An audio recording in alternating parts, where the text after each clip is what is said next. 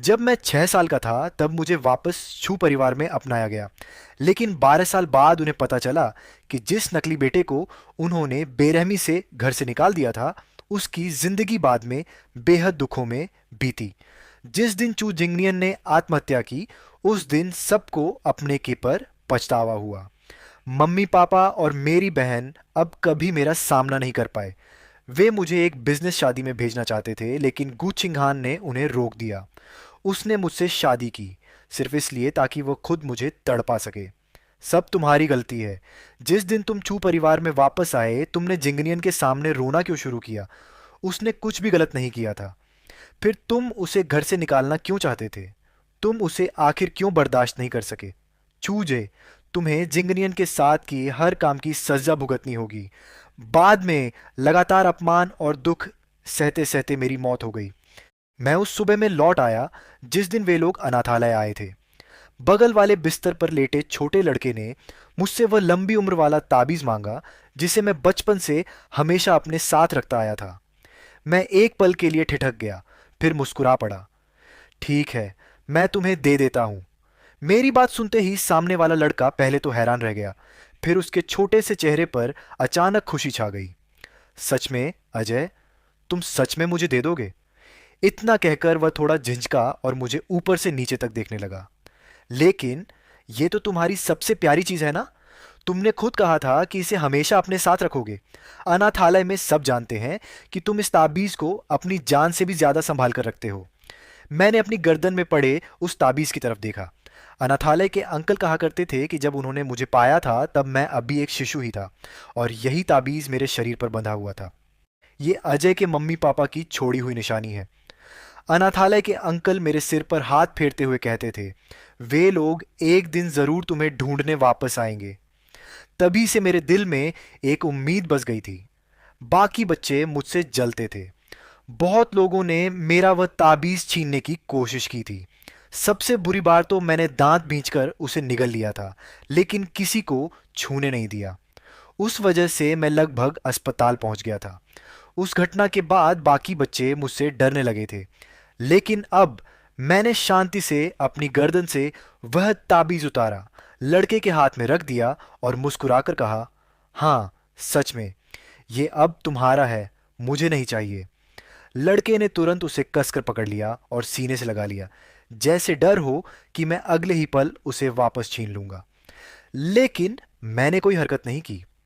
पिछले जन्म में चू परिवार ने इसी ताबीज की मदद से मुझे पहचाना था। लेकिन इस बार चाहे मुझे सब कुछ छोड़ना पड़े, फिर भी मैं उनका कोई रिश्ता अपने साथ नहीं जोड़ना चाहता। इस जन्म में भी चू परिवार अपने असली बेटे को ढूंढ लेगा, लेकिन वह मैं नहीं होऊंगा। जिस दिन चू परिवार के लोग अनाथालय आए, मैंने पेट दर्द का बहाना बनाया और अकेले जाकर छिप गया। सब खत्म होने के बाद मैंने सुना कि राजधानी के मशहूर चू परिवार को आखिरकार उनका कई साल पहले खोया हुआ छोटा बेटा मिल गया है। वह वही लड़का था जिसने मेरा ताबीज पहना हुआ था। लिू यांग नहीं, अब उसे छू यांग कहना चाहिए। उस रात मैं वापस अपने तंग से डॉर्मिटरी कमरे में लौटा।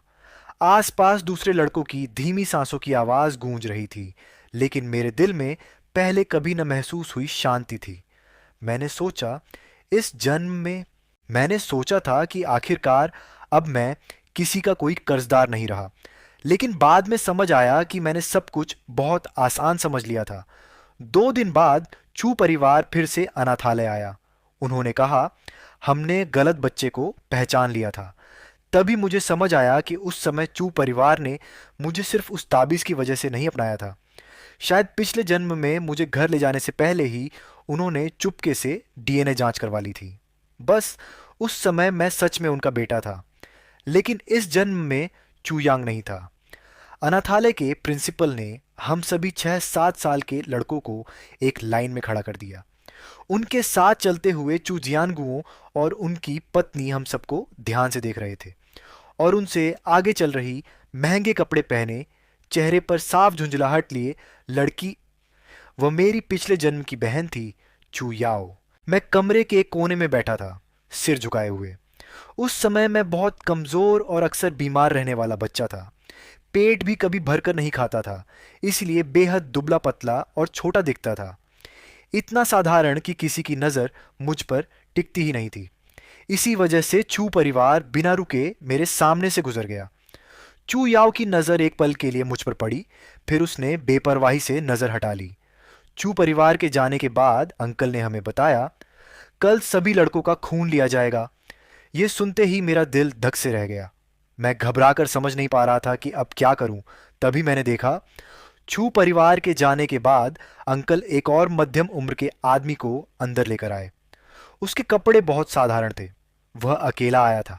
उसके साथ वैसा खास व्यवहार नहीं हो रहा था जैसे चू परिवार के साथ हुआ था, और न ही उसने कोई बड़ा दिखावा किया था।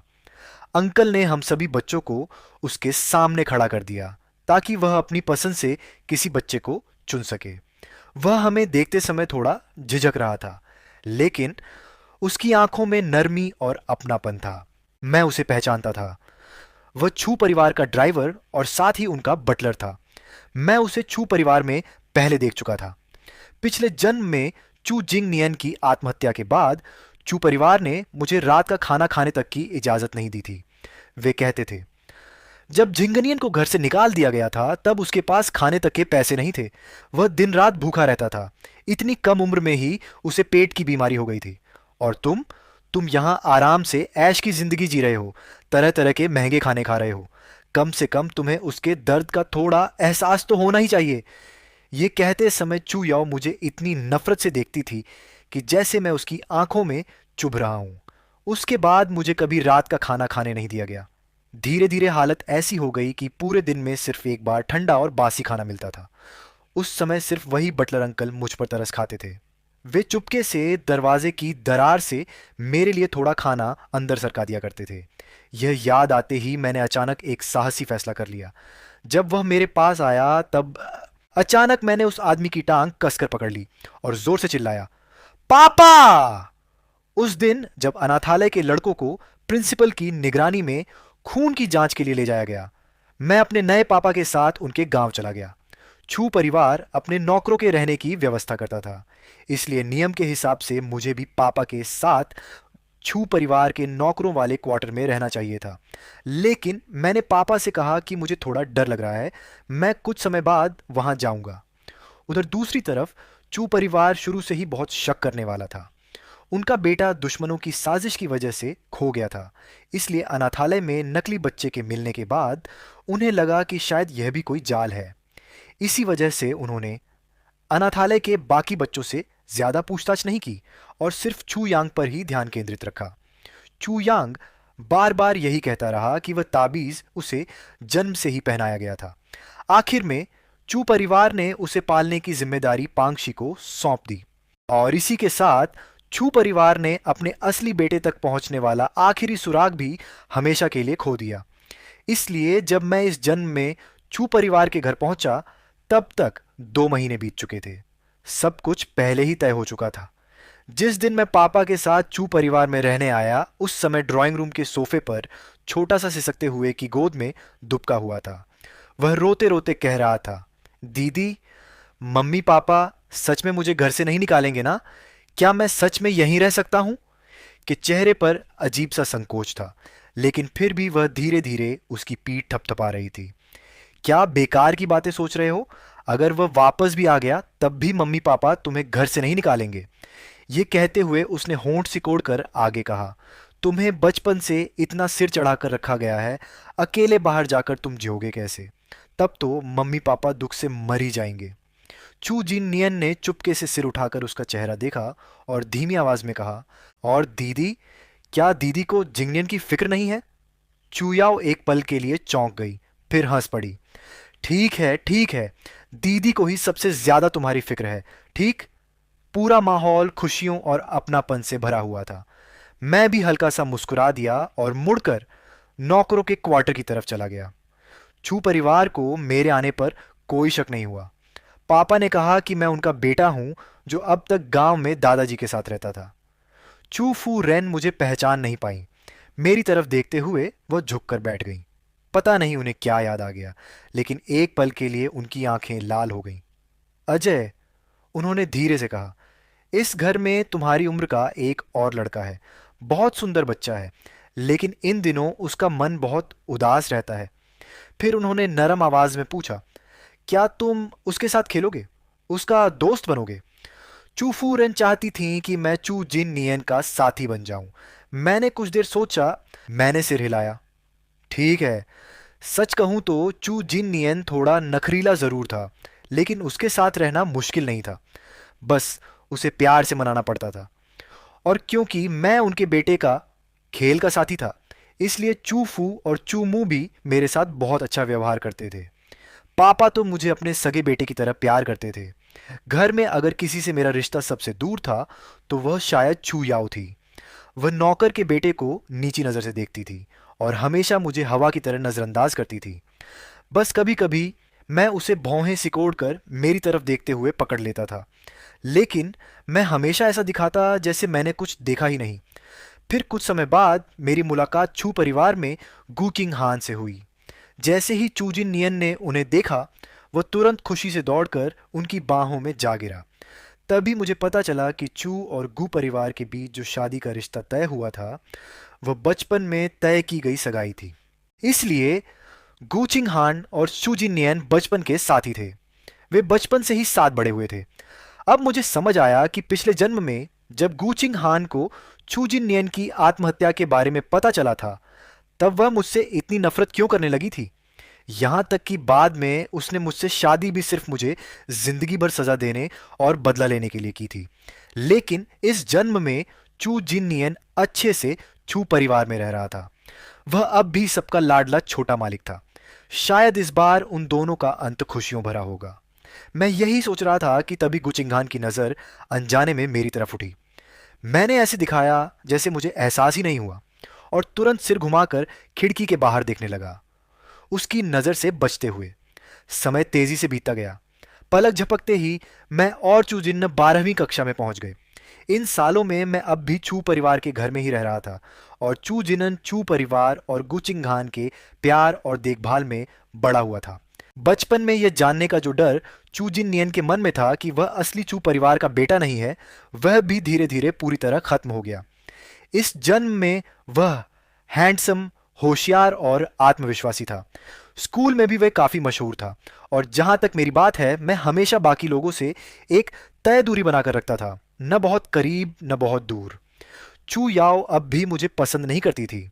हालांकि इन सालों में वह कभी कभी मुझसे दो चार बातें कर लेती थी, लेकिन ज्यादातर उसकी बातें ताने और कटाक्ष से भरी होती थीं। मुझे नहीं पता था कि वह मुझसे इतनी नफरत क्यों करती है, लेकिन सच कहूं तो मुझे इसकी परवाह भी नहीं थी।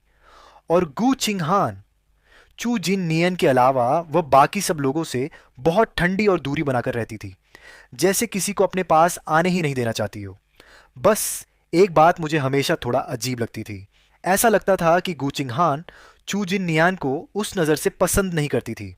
वह उसे सिर्फ छोटे भाई की तरह मानती थी।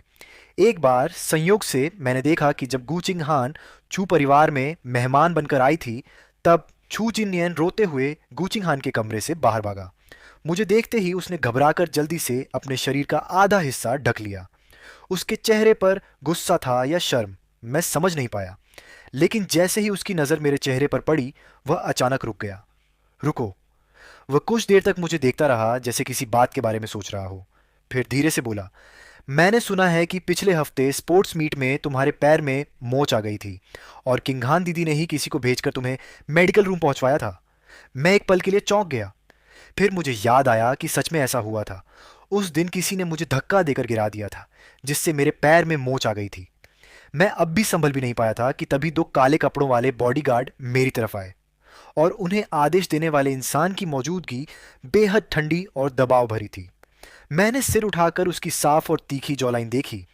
तभी मुझे एहसास हुआ कि वह गू छिंग हान थी।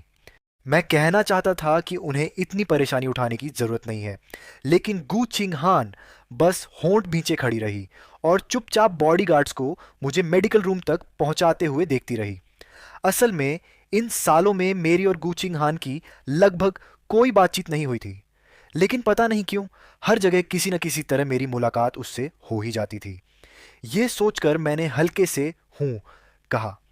ये सुनते ही चू जिन नियन का चेहरा और भी खराब हो गया। उसने घूरते हुए पूछा, क्या तुम और किंगहान दीदी बहुत करीब हो?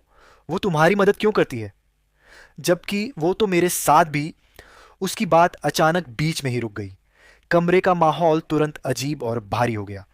कुछ देर बाद चू जिन नियन लाल आंखों से मुझे काफी देर तक देखता रहा, फिर बोला, तुम आखिर कब हमारे घर से निकलोगे? कहीं ऐसा तो नहीं कि तुम जिंदगी भर यहीं रहने वाले हो? क्या तुम सच में खुद को हमारे जैसा समझने लगे हो? मैंने चुपचाप नजरें झुका लीं। तुम चिंता मत करो, मैंने शांत आवाज में कहा। हाई स्कूल खत्म होते ही मैं यहां से चला जाऊंगा। सच कहूं तो मैं भी छू परिवार के घर में नहीं रहना चाहता था, लेकिन जब पापा जवान थे तब उनकी पत्नी को कैंसर हो गया था। इलाज के लिए उन्होंने अपनी सारी जमा पूंजी खर्च कर दी, यहां तक कि घर भी बेच दिया। अब मुझे गोद लेकर पालना उनके लिए पहले से ही बहुत मुश्किल था। मैं और ज्यादा स्वार्थी नहीं बन सकता था। अच्छी बात बस इतनी थी कि जैसे ही मैं यूनिवर्सिटी में दाखिला ले लूंगा, सब कुछ आसान हो जाएगा। ये कहकर मैंने उसके चेहरे की तरफ दोबारा नहीं देखा और मुड़कर वहां से चला गया। मैंने कभी भी छू परिवार के घर में लंबे समय तक रहने के बारे में नहीं सोचा था। दूसरी जिंदगी मिलने के बाद मैं एक बिल्कुल नई और आज़ाद जिंदगी जीना चाहता था। मेरा लक्ष्य था एशिंग दाजुए में दाखिला लेना। इस बात पर कई दिनों तक किसी ने कुछ नहीं कहा, लेकिन चू याओ का व्यवहार थोड़ा अजीब हो गया था। एक दिन उसने अचानक मुझसे पूछा, तुम इतनी दूर की यूनिवर्सिटी में दाखिला क्यों लेना चाहते हो? मैंने लापरवाही से जवाब दिया, कोई खास वजह नहीं, बस बाहर की दुनिया देखना चाहता हूं। छू याओ कुछ देर तक चुप रही, फिर अचानक जैसे बहुत चिढ़ गई हो, उसने जोर से अपनी चॉपस्टिक्स मेज पर पटक दी और सीधे ऊपर अपने कमरे में चली गई। चू मुंह हैरानी से बोली, इस बच्चे का गुस्सा दिन ब दिन इतना क्यों बढ़ता जा रहा है? मैंने चुपचाप सिर झुकाकर खाना खाना जारी रखा। हालांकि चू फू और चू मू भी मेरे फैसले से थोड़ा हैरान थे, लेकिन उन्होंने मेरा हौसला बढ़ाया। आखिरकार मैं सिर्फ उनके ड्राइवर का बेटा था। मेरे भविष्य से उनका कोई खास लेना देना नहीं था। मुझे लगा था कि बात यहीं खत्म हो जाएगी, लेकिन अगले दिन क्लास के ब्रेक में गू चिंग हान अचानक मुझे ढूंढते हुए आई। मैं अभी समझ ही नहीं पा रहा था कि वह मुझसे क्या चाहती है। तभी उसने सीधे पूछा, सुना है तुम एशंग दास शुए में आवेदन करने वाले हो? मैंने सिर हिलाया। तभी अचानक मुझे महसूस हुआ कि आसपास की हवा जैसे ठंडी हो गई है। मैंने सिर उठाकर देखा। गू चिंग हान चुपचाप मुझे देख रही थी और उसकी आंखों में जैसे बर्फ जमी हुई थी। क्यों? उसने मुझसे पूछा। क्या तुमने जिंगनियन से वादा नहीं किया था कि तुम दोनों साथ में एदाज हुए जाओगे? असल में वह बात मैंने सिर्फ उसे खुश करने के लिए कही थी, और अब तो शायद गूचिंग हान भी ऐसा नहीं चाहती थी। मैं मन ही मन यही सोच रहा था, लेकिन चेहरे पर कुछ नहीं दिखाया। मैंने बस शांत स्वर में कहा, इससे तुम्हारा क्या लेना देना? गू चिंग हान के बगल में लटके हाथ की उंगलियां कसकर मुट्ठी में बदल गईं। फिर वह बिना कुछ कहे मुड़ी और चली गई। उसके बाद के आधे साल में मैंने खुद को पूरी तरह पढ़ाई में झोंक दिया। स्कूल खत्म होने के बाद मैं सीधे ट्यूशन जाता। हर दिन सुबह जल्दी निकलता और देर रात लौटता। यहाँ तक कि मेरे वीकेंड भी पूरी तरह भरे रहते थे। और उस बातचीत के बाद गू चिंग हान ने भी बिना कहे समझ लिया था कि अब मुझे बाहर घूमने के लिए बुलाने का कोई मतलब नहीं है। इसलिए भले ही मैं अब भी छू परिवार के घर में रह रहा था, काफी लंबे समय तक मेरी मुलाकात गू चिंग हान और शू जिंगयन से नहीं हुई। और जहां तक गू चिंग हान की बात थी, उससे दूरी बनाए रखना कुछ हद तक मेरी अपनी ही कोशिश थी। नई जिंदगी बस शुरू होने ही वाली थी और मैं नहीं चाहता था कि बाकी किसी चीज में अपना मन उलझाऊं। उस सप्ताहांत चू जिंग यैन का 17वां जन्मदिन था, लेकिन मुझे कोचिंग क्लास जाना था और मुझे लगा कि शायद वह मुझे वहां देखना भी नहीं चाहेगी। इसलिए मैंने उसका जन्मदिन का तोहफा चूयाओ को देकर कहा कि वह उसकी तरफ से पहुंचा दे। जब चूयाओ ने वह गिफ्ट लिया तो उसके चेहरे पर साफ नाराजगी थी। उसने कहा, इस बार जिंगयान अपना जन्मदिन घर पर मना रही है। आने वाले सब लोग अपने ही हैं। फिर तुम क्यों नहीं आना चाहते? मैंने माफी भरे स्वर में कहा, सच में जरूरी काम है। चू याओ गुस्से में वहां से चली गई। कोचिंग खत्म होने के बाद भी मुझे एक मुश्किल सवाल समझ नहीं आया था, इसलिए मैं अपने एक सहपाठी के घर पढ़ने चला गया। तभी पापा का फोन आया। तभी मुझे एहसास हुआ कि रात के लगभग 11 बजने वाले हैं। मेरे सहपाठी ने मुझे अपने घर रुकने का कहा। मैंने थोड़ा सोचा और मान गया। मैं पापा को यह बताने ही वाला था कि तभी गुआंगचेंग हान का फोन आ गया। उसकी आवाज हमेशा की तरह शांत थी। तुम अभी कहाँ हो? लोकेशन भेजो, मैं रास्ते में तुम्हें ले लूंगी। मैं अभी मना करने ही वाला था कि उसने फिर कहा, जियांग अंकल तुम्हारी बहुत चिंता कर रहे हैं। मैं कुछ पल चुप रहा, फिर धीरे से बोला, हूँ, आपको परेशानी होगी। लेकिन आखिरकार मैंने उसे अपनी लोकेशन भेज दी। 10 मिनट बाद उसका मैसेज आया, नीचे आओ। मैंने अपने सहपाठी से विदा ली और लिफ्ट से नीचे उतर गया। गूचिंग हान की कार अंधेरे में खड़ी थी। मैंने अपना बैग पीठ पर टांगा, पीछे की सीट का दरवाजा खोला और चुपचाप अंदर बैठ गया। कार धीरे धीरे खामोशी में आगे बढ़ने लगी। मैं चुपचाप ईयरफोन लगाकर गाने सुनने लगा। अचानक गूचिंग हान ने कहा, तुम मुझसे बहुत नफरत करते हो, है ना? मैं एक पल के लिए ठिठक गया, फिर हल्का सा मुस्कुरा पड़ा। नहीं तो, मैंने एक और बात जोड़ दी, हम लोग वैसे भी ज्यादा करीब नहीं हैं, फिर मैं तुमसे नफरत क्यों करूंगा? अचानक मुझे अपना पिछला जन्म याद आ गया। उस साल जब मुझे आखिरकार चूजिया वापस ले जाया गया था, मैं बहुत खुश था कि इतने सालों बाद अपने परिवार से मिल पाया। लेकिन अगले ही पल घर के अंदर मैंने चूजिंग नियन को देखा। उस समय मैं दुबला पतला, छोटा सा, शर्मीला और बेहदहीन भावना से भरा हुआ था, जबकि चू जिंग नियान, जिसे गलती से चूजिया का बेटा बनाकर पाला गया था, हमेशा से परिवार का लाडला रहा था। उसे बहुत प्यार और ऐशो आराम में बड़ा किया गया था। उसकी त्वचा गोरी थी, चेहरा बेहद हैंडसम, और उसने महंगा छोटा सूट पहन रखा था। जैसे ही उसने मुझे देखा, वह रो पड़ा। उसकी आंखें आंसुओं से भर गईं और वह लगातार माँ, पापा, दीदी पुकारता जा रहा था। इसलिए मैं भी रो पड़ा, क्योंकि हम दोनों को ही छोड़े जाने का डर था।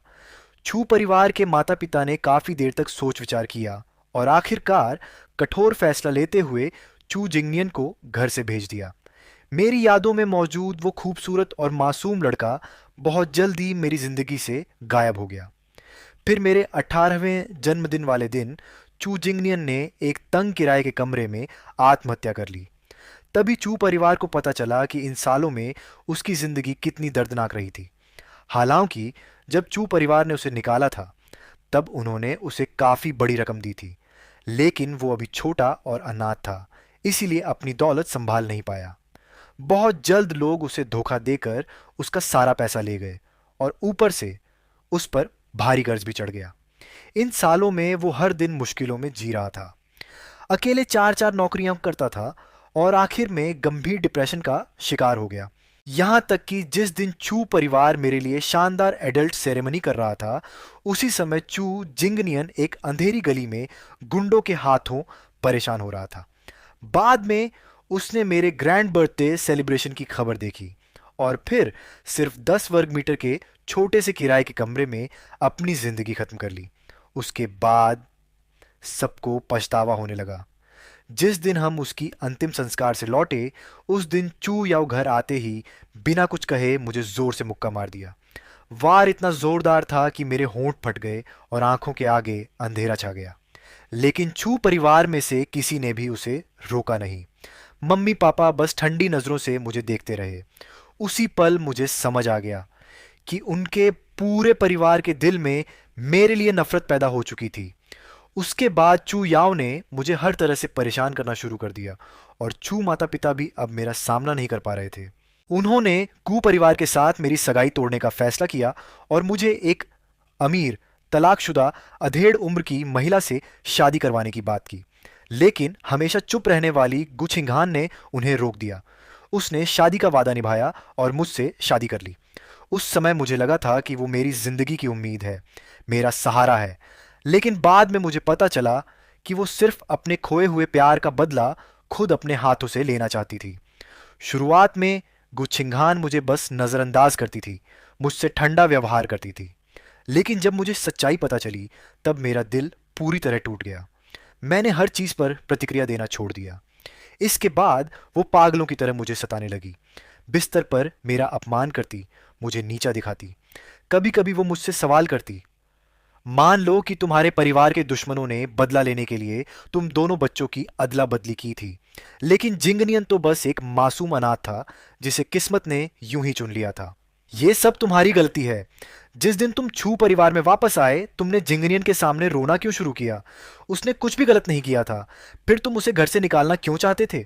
तुम आखिर उसे बर्दाश्त क्यों नहीं कर पाए? चूजे, तुम्हें जिंगनियन के साथ किए गए हर काम की सजा भुगतनी होगी। धीरे धीरे मुझे भी लगने लगा कि शायद सच में सारी गलती मेरी ही थी। इसीलिए उस दिन जब घर में अचानक मेरी तबीयत बुरी तरह बिगड़ गई और खून बहना बंद नहीं हुआ, तब मैंने किसी को फ़ोन नहीं किया। मैं अकेला अपने कमरे में दर्द सहता रहा। जब तक नौकरों ने मुझे देखा, तब तक बहुत देर हो चुकी थी। मैं कैंसर के आखिरी स्टेज और भारी ब्लीडिंग की वजह से ठंडी फर्श पर पड़ा पड़ा मर गया। लेकिन मरने से पहले मेरे दिल में न कोई दर्द था, न नफरत।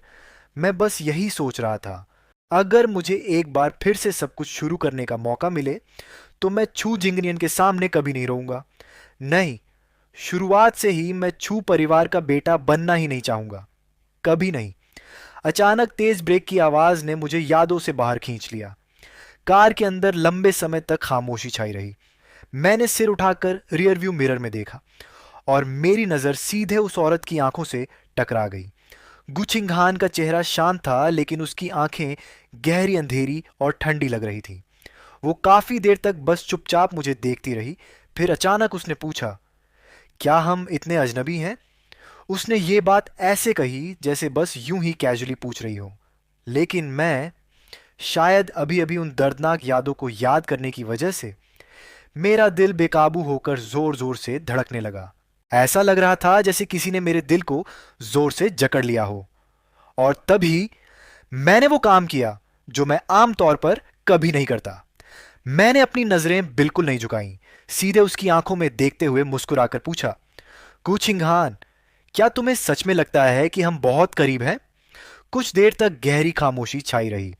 फिर सबसे पहले गुचिंगहान ने अपनी नजरें नीचे कर लीं और धीमी आवाज में कहा, हम पहुंच गए। उस दिन के बाद मैंने उस बात को फिर दिल पर नहीं लिया।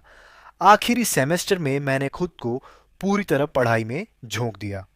दिन रात मेहनत करके एग्जाम की तैयारी करता रहा। सिर्फ 2 महीनों में ही मैं इतना दुबला हो गया कि जब चू माँ ने मुझे देखा तो वो भी चौंक गई। आज है, तुम इतने दुबले कैसे हो गए? क्या पढ़ाई का दबाव बहुत ज्यादा है? लेकिन खुद को इतना भी मत थकाओ। शायद उम्र बढ़ने के साथ वो थोड़ी नरम पड़ गई थी। शायद उम्र बढ़ने के साथ वो थोड़ी भावुक हो गई थी, इसलिए मुझसे 2 बातें ज्यादा कह गई। चू माँ की नज़र से देखें तो वो कभी समझ ही नहीं सकती थी कि मैं खुद को इतना क्यों झोंक रहा था। चू जिंगनियन का भविष्य तो पहले से ही चू परिवार ने तय कर रखा था। हाई स्कूल के बाद उसे विदेश पढ़ने भेजा जाना था, इसलिए वो हमेशा बेफिक्र रहता था। यहाँ तक कि गाँव गाँव कॉलेज एंट्रेंस एग्जाम सिर पर होने के बावजूद भी वो अपने दोस्तों के साथ आइलैंड ट्रिप पर गया हुआ था। लेकिन मैं अलग था। चूमा ने बात खत्म करने के बाद नौकरों को आदेश दिया कि वे रोज मेरे लिए पौष्टिक सूप बनाकर लाए। मैंने कई बार मना किया, लेकिन वो फिर भी जिद करती रही। आखिरकार मैंने भी सोचा, मुफ्त में मिल रहा है तो खा लेने में क्या बुराई है। गांव गांव बहुत अच्छे से हुआ। जिस दिन रिजल्ट आया, मैं स्क्रीन पर अपने मार्क्स देख रहा था। इतने ज्यादा थे कि सिस्टम ने उन्हें छिपाकर सिर्फ तारों, सिंबल्स में दिखाया था। अचानक मुझे अपना पिछला जन्म याद आ गया। तब भी मैंने बहुत मेहनत की थी और अपने सपनों वाली यूनिवर्सिटी में दाखिला पा लिया था। लेकिन चू जिंगनियन की वजह से चू परिवार ने मेरा एडमिशन ही रद्द करवा दिया। उसके बाद मेरे पास कोई रास्ता नहीं बचा और आखिरकार मुझे गुचिंगहान से शादी करनी पड़ी। फिर कम उम्र में ही मेरी दर्दनाक मौत हो गई। मैंने गहरी सांस ली। वो सब कुछ जो किसी डरावने सपने जैसा था, अब आखिरकार मुझसे दूर होता जा रहा था। गर्मी की छुट्टियों में मैं पापा के साथ उस शहर घूमने गया जहां मेरी नई यूनिवर्सिटी थी। इसे नए माहौल से पहले से परिचित होने जैसा समझ लो। छुट्टियों का सिर्फ आखिरी एक हफ्ता बचा था। तभी मैं जल्दी जल्दी वापस लौटा। एक तरफ मुझे छू परिवार के घर जाकर अपना कुछ सामान समेटना था और दूसरी तरफ चू परिवार ने चू जिंगनियन के लिए पहले से ही उसकी एडल्ट सेरेमनी का आयोजन कर रखा था। पता नहीं क्यों, लेकिन मुझे भी इस पार्टी में बुलाया गया था। खैर, आना तो पड़ता ही। पार्टी में चू जिंगनियन महंगे डिजाइनर सूट में बेहद चमक रहा था। चू पिता और चू माँ उसके साथ मेहमानों से मिल रहे थे और सबका स्वागत कर रहे थे। मैं अकेला एक कोने में खड़ा मोबाइल चला रहा था। इसी बीच कुछ युवा लड़के मेरे पास आकर बातें करने लगे। उनमें से एक मेरे काफी करीब आ गया। उसके हाथ में शैंपेन थी और वो बार बार मुझे उसे चखने के लिए कह रहा था। इस जन्म का मैं पिछले जन्म से अलग था। छोटी उम्र से ही मैंने कई बिजनेस पार्टियों और सोशल गैदरिंग्स में हिस्सा लिया था, लेकिन इस शरीर ने कभी शराब नहीं पी थी, इसलिए मैं थोड़ी देर के लिए असहज और परेशान हो गया। तभी गुचिंगान अचानक वहां आ गई। उसके चेहरे पर हमेशा की तरह ठंडापन था। उसने हल्की नज़र से पूरे हॉल और आसपास के लोगों को देखा। फिर उसकी नज़र धीरे धीरे आकर मुझ पर टिक गई। उसने धीमी और भारी आवाज में कहा, चूजे, जिंगनियन तुम्हें ढूंढ रहा है। फिर जैसे बहुत कैजुअली उसने सामने वाले व्यक्ति के हाथ से शराब का गिलास लिया और एक तरफ रख दिया। जो लड़की मुझे शराब पीने के लिए बार बार कह रही थी, उसने गू चिंगान को पहचान लिया और बस अजीब सी मुस्कान के साथ चुप हो गई। मैंने मन ही मन सोचा, कम से कम इस पल के लिए मैं उसके आने का थोड़ा आभारी हूं।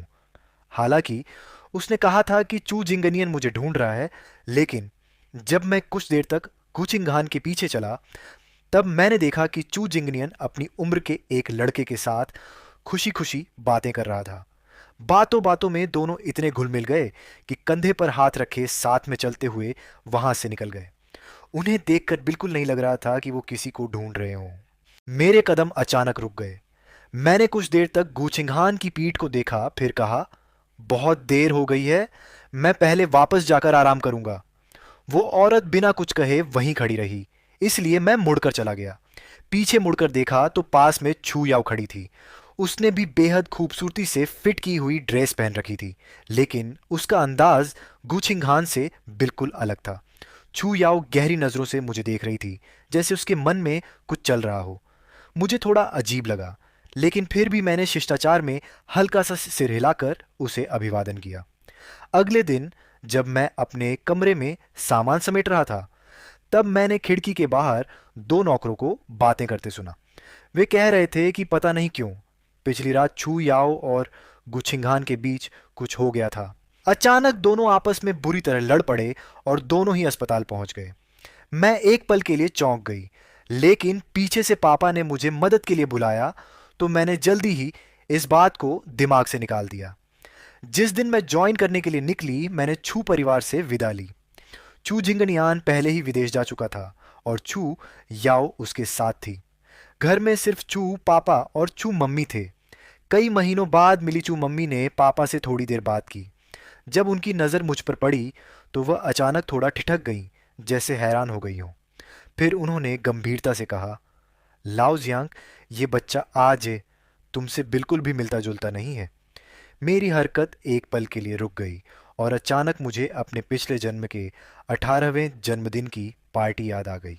एक आंटी जो टोस्ट करने आई थी, हंसते हुए छू मम्मी से बोली, सब कहते हैं बेटा माँ पर जाता है और बेटी पिता पर, लेकिन तुम्हारे घर में तो उल्टा ही है। आज ये तो कम से कम 50% तुम्हारे जवान दिनों जैसा दिखता है। चू मम्मी की सीधी नज़र से नज़र मिलते ही मैं फिर से थोड़ा घबरा गई। जब मैंने पहली बार विश्वविद्यालय के गेट में कदम रखा, उस समय मैं बहुत उत्साहित थी। कॉलेज की ज़िंदगी व्यस्त लेकिन बहुत संतोषजनक थी। खाली समय का इस्तेमाल करते हुए मैंने इंटरनेट पर कॉमिक्स, मंगा, सीरियल के रूप में डालना शुरू किया।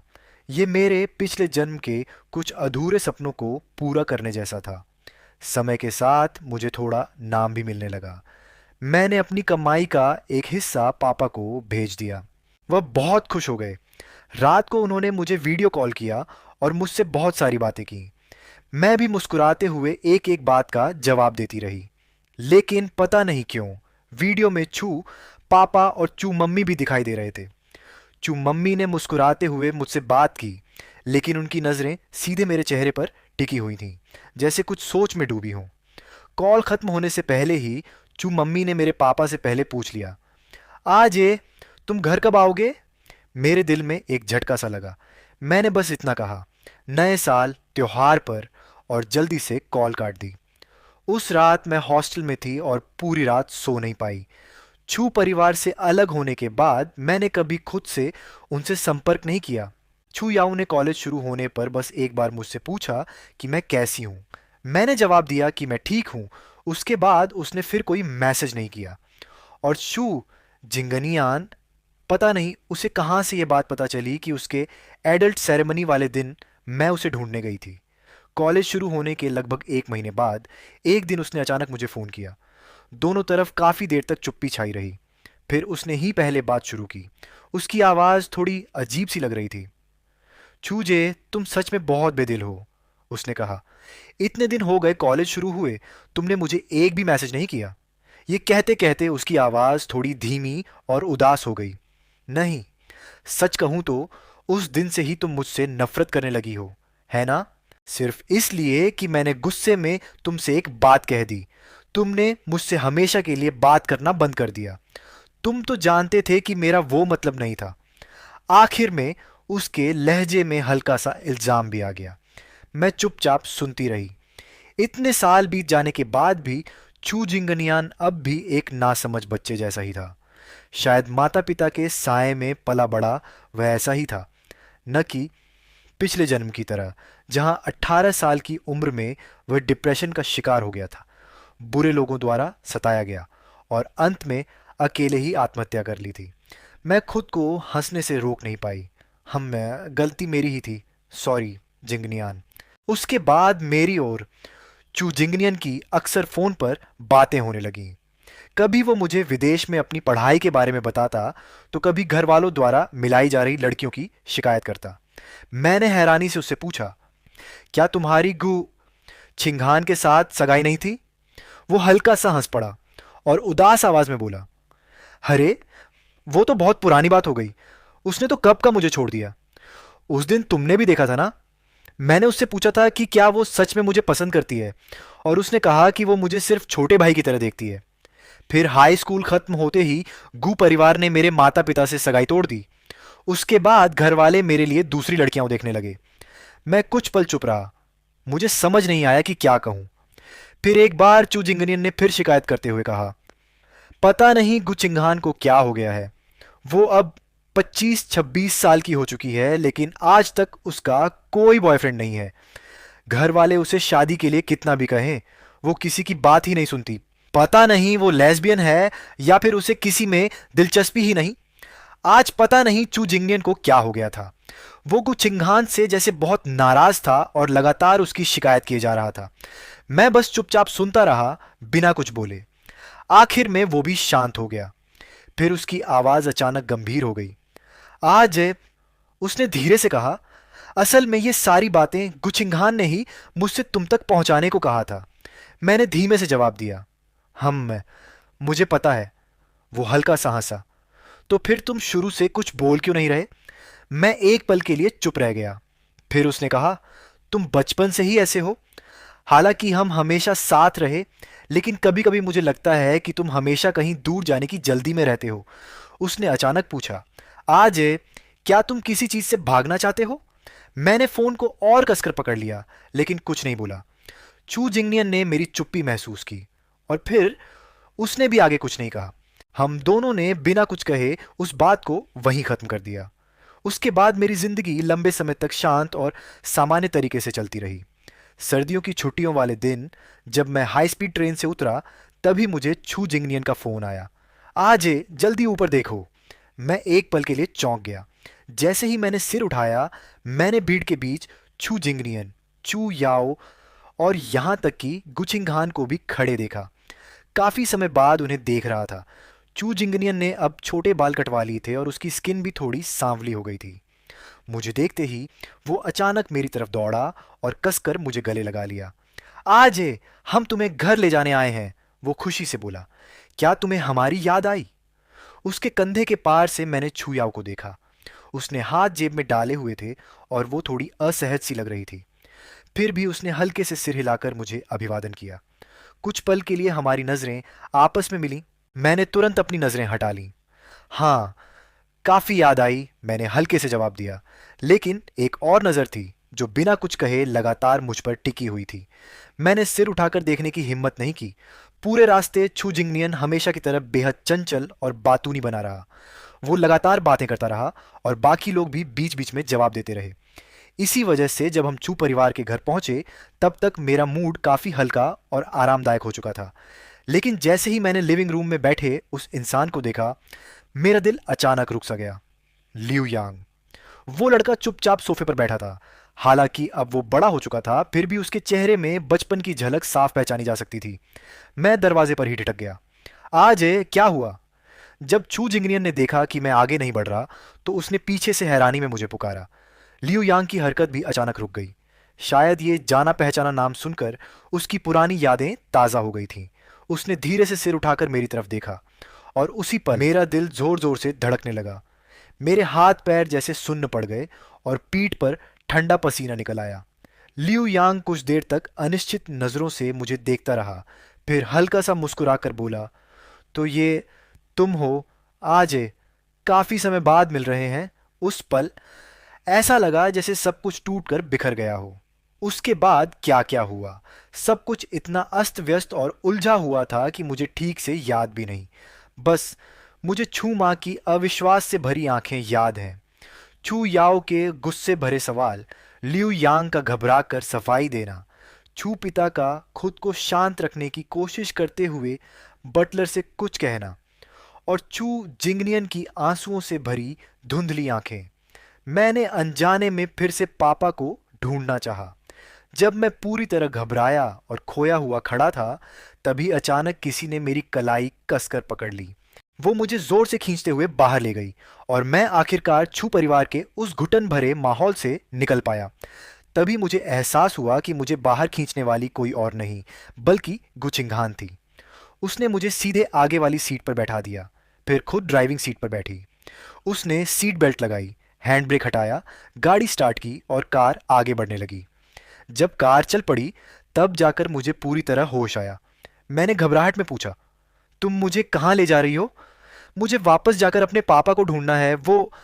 लेकिन मेरी बात पूरी होने से पहले ही गूचिंघान ने बीच में रोक दिया।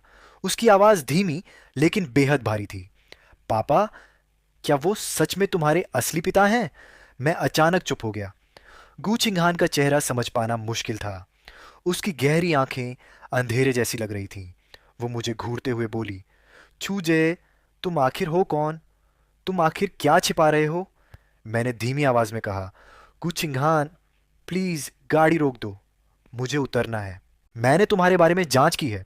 तुम भी उसी अनाथालय के बच्चे थे, और उस दिन तुम भी वहां मौजूद थे। लेकिन तुम्हें किसी ने पहचाना ही नहीं। तुमने अपना पहचान वाला लॉकेट किसी और को दे दिया था।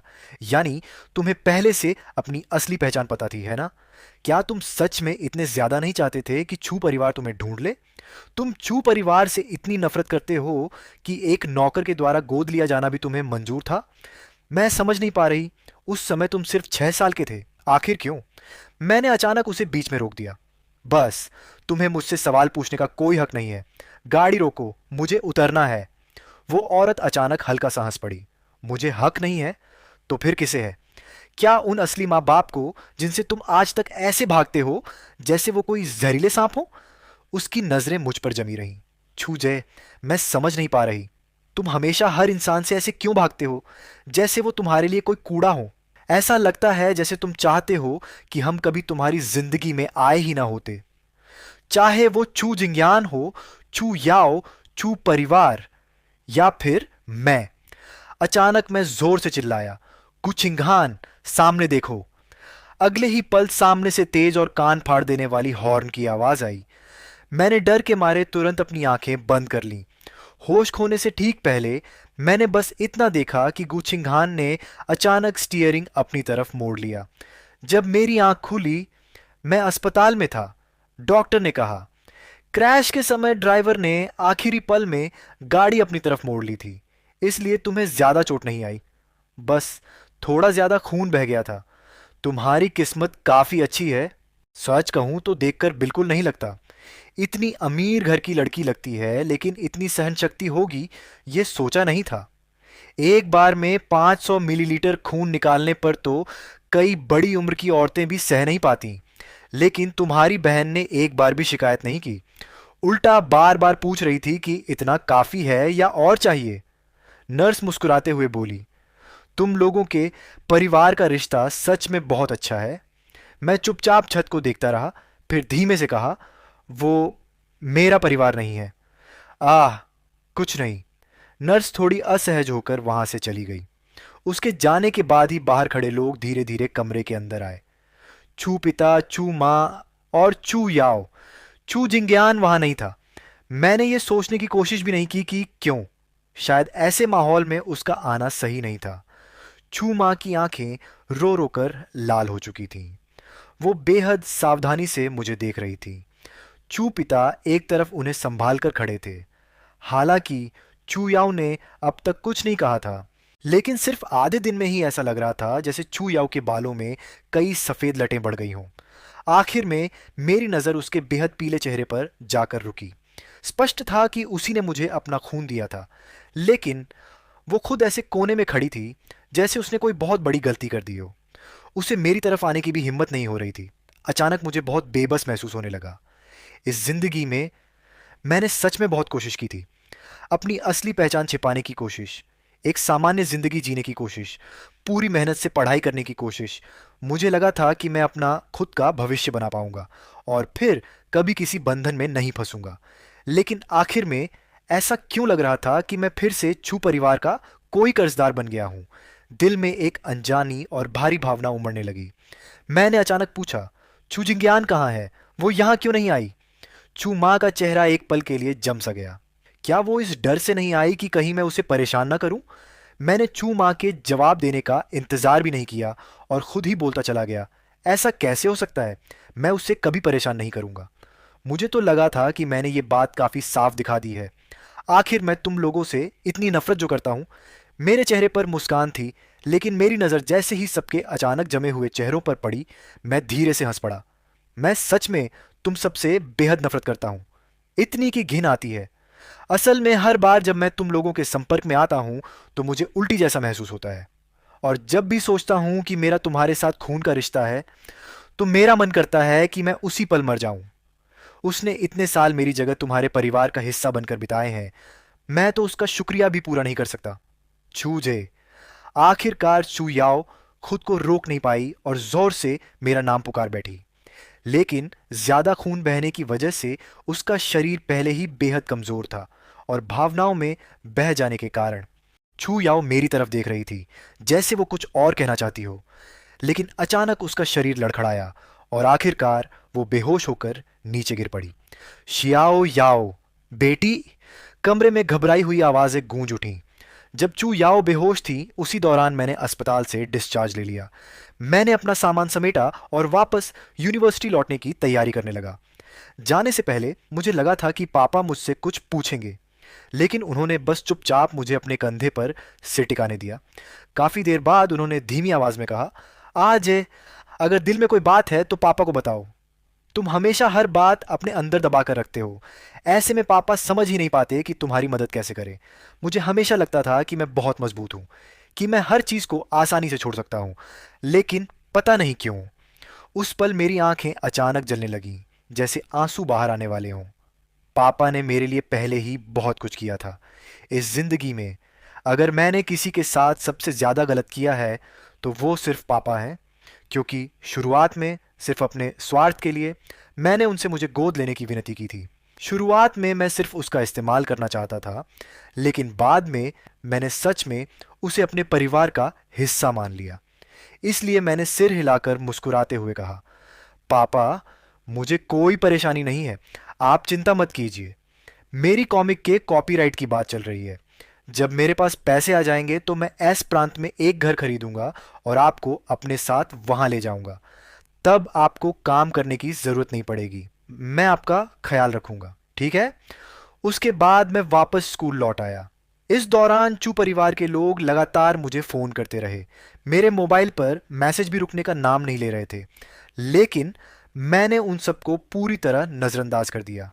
एक एक करके सबके नंबर डिलीट करके ब्लॉक कर दिए, यहाँ तक कि चू जिंगनियन को भी नहीं छोड़ा।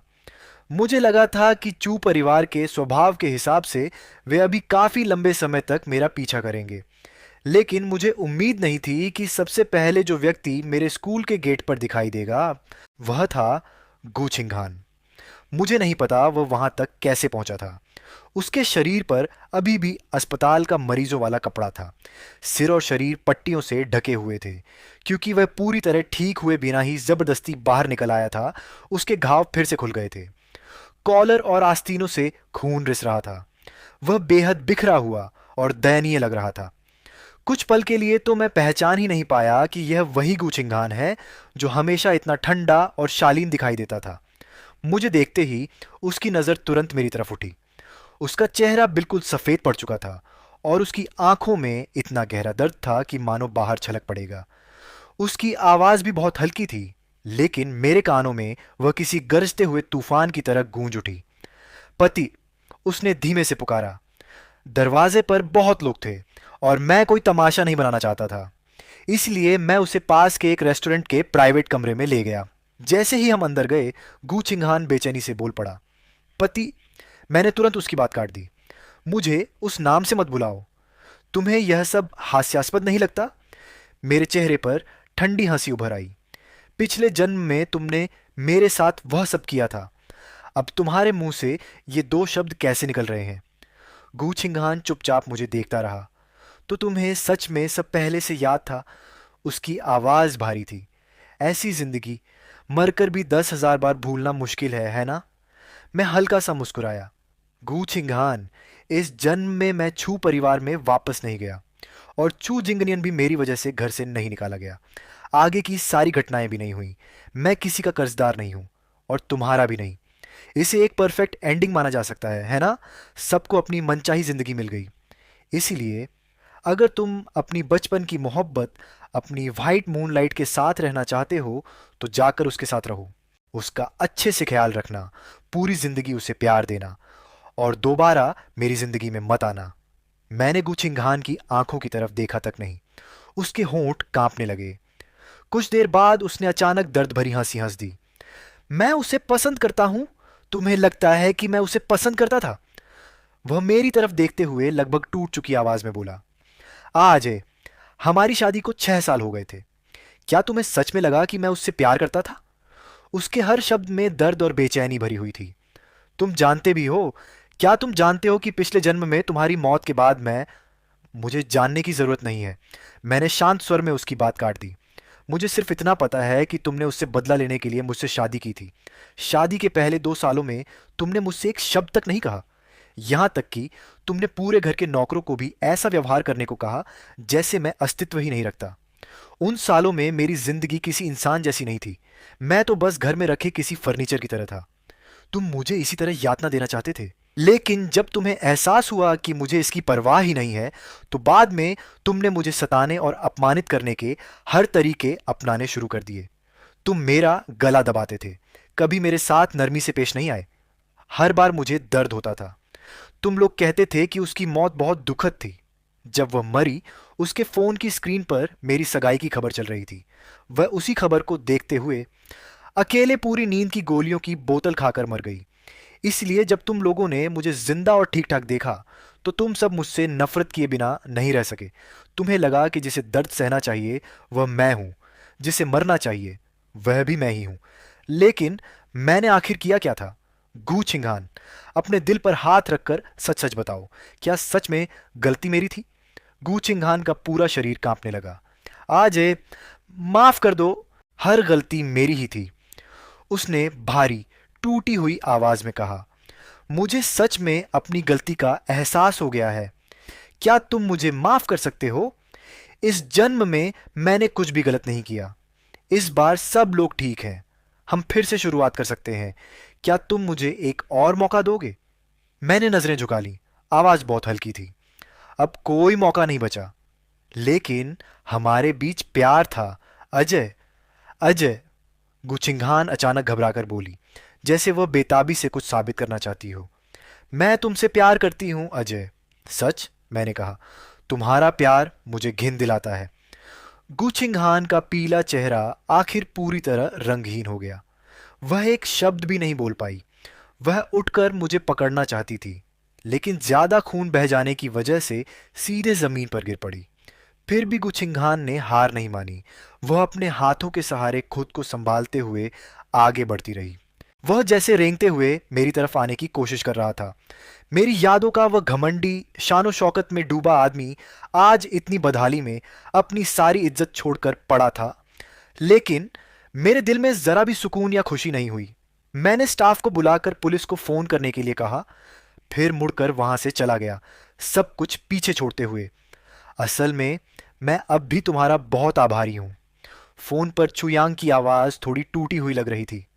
उस समय जब छू परिवार को पता चला कि मैं उनका असली बेटा नहीं हूं, तो उन्होंने मुझे अपने पास नहीं रखा, लेकिन उन्होंने मुझे पांगशी दंपत्ति के पास भेज दिया। उन दोनों की अपनी कोई संतान नहीं थी और उन्होंने हमेशा मेरे साथ बहुत अच्छा व्यवहार किया। इन सालों में मैं काफी खुश रहा हूं। माफ करना, बाद में मैं उनके साथ कहीं और रहने चला गया, इसलिए छू परिवार की बातों के बारे में कुछ नहीं जान पाया।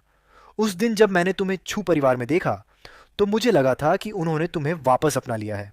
कोई बात नहीं, मैंने हल्का सा मुस्कुराते हुए कहा। बाद में उसने मुझसे कई बार चू फैमिली के बारे में बात की। वैसे तुमने सुना क्या? कहते हैं कि मिसेस चू बीमार पड़ गई हैं। एक दिन जब वो जागी, तो ऐसा लगा जैसे कोई भयानक सपना देखकर उठी हो। अचानक उनकी मानसिक हालत बिगड़ गई। पूरा दिन बस आज है, आज है, मुझे माफ कर दो, यही बड़बड़ाती रहती है। अब तो वो किसी को पहचान भी नहीं पाती, लेकिन जैसे ही चू शीनी को देखती है, पागलों की तरह रोने चिल्लाने लगती है। समझ नहीं आता वो दुखी है या डरी हुई। और चू जिंगनियन बाद में अकेला ही विदेश चला गया, फिर कभी वापस नहीं आया। चू फैमिली के मुखिया की तबीयत भी पूरी तरह टूट चुकी है। अब पूरे परिवार का बोझ सिर्फ चू शीनी ही संभाल रही है। मैं चुपचाप उसकी बातें सुनता रहा। और वो गू चिंगहन, गू फैमिली की बड़ी बेटी, वो भी जैसे पागल हो गई हो। अचानक वो इस प्रांत में एक नई कंपनी खोलने पर तुली हुई है। सुना है अभी कुछ समय पहले ही उसका बड़ा एक्सीडेंट हुआ था और वो अभी तक पूरी तरह ठीक भी नहीं हुई। बताओ, वो सच में काम की दीवानी है या फिर एक्सीडेंट में दिमाग ही खराब हो गया? कौन जाने, शायद सच में दिमाग पर असर पड़ गया हो। मोबाइल की स्क्रीन पर मिसेस चू द्वारा भेजी गई पैसों की ट्रांसफर नोटिफिकेशन एक एक करके दिखाई दे रही थी। मैंने बिना एक पैसा रखे सारी रकम माँ को ट्रांसफर कर दी। तभी अचानक फोन की घंटी बज उठी। इन दिनों मुझे लगातार अजनबी नंबरों से कॉल आते रहते थे। एक नंबर ब्लॉक करता तो तुरंत कोई नया नंबर कॉल करने लगता। मैंने इस बार भी ध्यान नहीं दिया, अपना सामान समेटा और लाइब्रेरी की ओर चल पड़ा। धूप बेहद चमकदार थी, पीछे से जैसे कोई मेरा नाम पुकार रहा था। लेकिन मैंने मुड़कर नहीं देखा। आगे का रास्ता बहुत लंबा था, अब पीछे मुड़ने की कोई जरूरत नहीं थी।